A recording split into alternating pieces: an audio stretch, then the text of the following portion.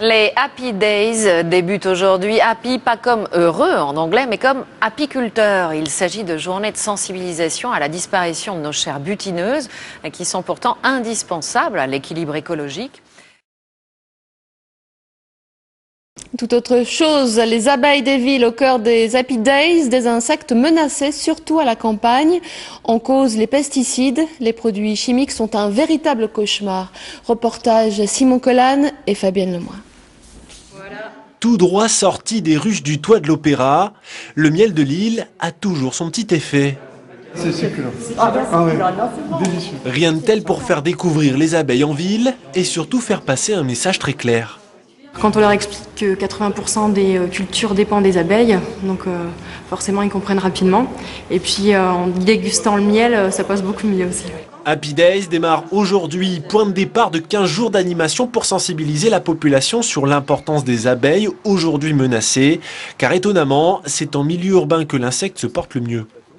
Dès qu'elles se retrouvent en présence de zones agricoles dégradées, avec des plantes qui sont poussées au maximum, protégées par des produits pesticides, eh bien, on trouve des mortalités d'abeilles récurrentes. À Lille, on fait donc très attention aux abeilles.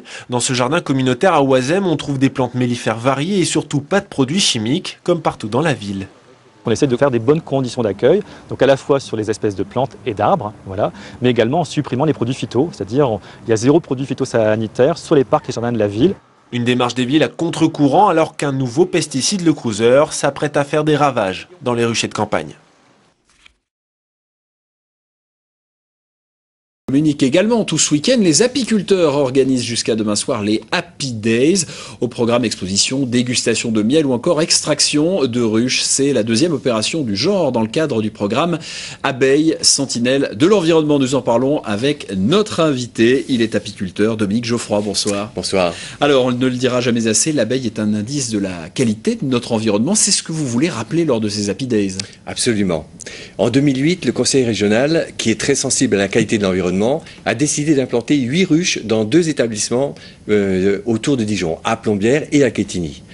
En collaboration avec l'UNAF, l'Union nationale des apiculteurs de France, et dans le cadre de la manifestation Abeilles Sentinelles de l'environnement, puisque les abeilles sont évidemment un signe très fort de qualité de l'environnement. Parce que oui, on le sait, il y a beaucoup de mortalité en ce moment, et justement c'est peut-être dû à un problème de qualité justement de l'environnement. Absolument. Et donc on sait que par exemple en Bourgogne, en 2008, 50% des colonies sont mortes. Et c'est plus que la moyenne nationale.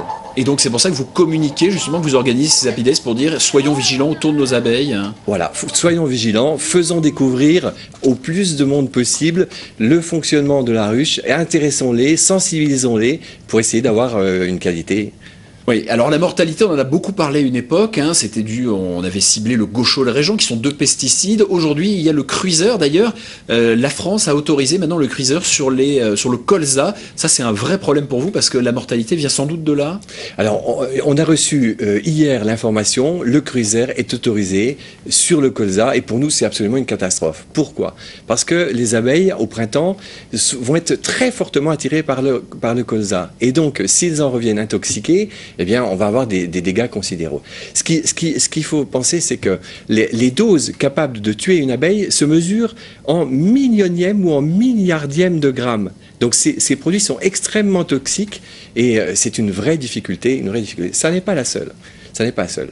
Dans les problèmes qu'on rencontre très souvent, la disparition de la flore naturelle, la disparition des haies, et puis d'autres éléments, l'arrivée du varroa, qui est un problème très important.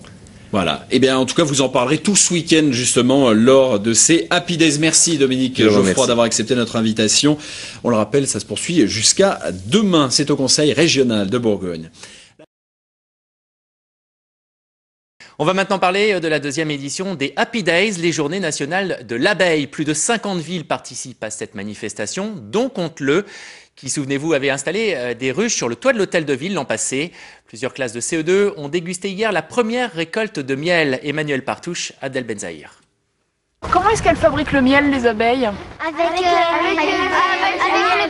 le pollen. Visiblement, la leçon a été retenue. Mais pour les adultes, un rappel n'est peut-être pas inutile. Ces abeilles, qui font leur entrée à pleine vitesse dans la ruche, reviennent chargées de pollen et de nectar butinés sur les fleurs. Le nectar est alors passé de bouche d'abeille en bouche d'abeille, ajoutant ainsi une pincée d'enzymes. Mélangée au pollen, la livraison de miel est prête. Tout le parfum dedans. Quelle différence avec celui-là? Il est plus sucré que celui qu'on achète en magasin. Ouais. Ce cadre-là qui est donc sans miel, on va le redonner aux abeilles et elles vont lécher tout le miel pour le regrouper et puis pour redonner un cadre très propre et remettre encore du miel dedans. Outre cet intérêt gastronomique, l'abeille a aussi un rôle fondamental dans la nature. Il y a 80% des fleurs qui sont pollinisées par les abeilles, entre autres. Et cette pollinisation-là fait que si elle n'était pas faite, il n'y aurait pas de fruits. Donc pas de fruits, pas de légumes, toute notre nourriture de base en fait disparaîtrait. Et au final, nous, on risquerait de disparaître également en fait. Un message que les 500 apiculteurs de la région tentent de faire passer ce week-end pour la 2e édition de ces Happy Days.